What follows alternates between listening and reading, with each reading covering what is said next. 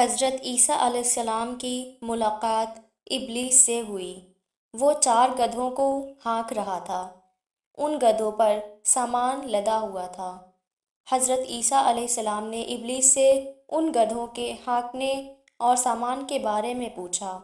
ابلیس نے جواب دیا کہ تجارت کا سامان ان گدھوں پر لدا ہوا ہے اور خریدنے والوں کی تلاش کر رہا ہوں۔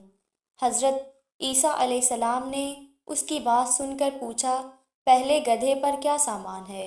ابلیس نے کہا، ظلم۔ حضرت عیسیٰ علیہ السلام نے پوچھا، اسے کون خریدے گا؟ ابلیس نے کہا، بادشاہ۔ دوسرے گدھے کے بارے میں پوچھا کہ اس پر کیا لدا ہوا ہے؟ ابلیس نے کہا، حسد۔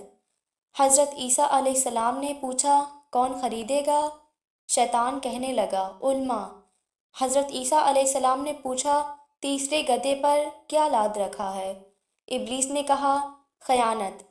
حضرت عیسیٰ علیہ السلام نے فرمایا، کون خریدے گا؟ شیطان نے کہا کہ تاجر۔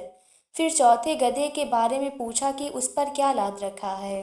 ابلیس نے کہا، مکر و فریب۔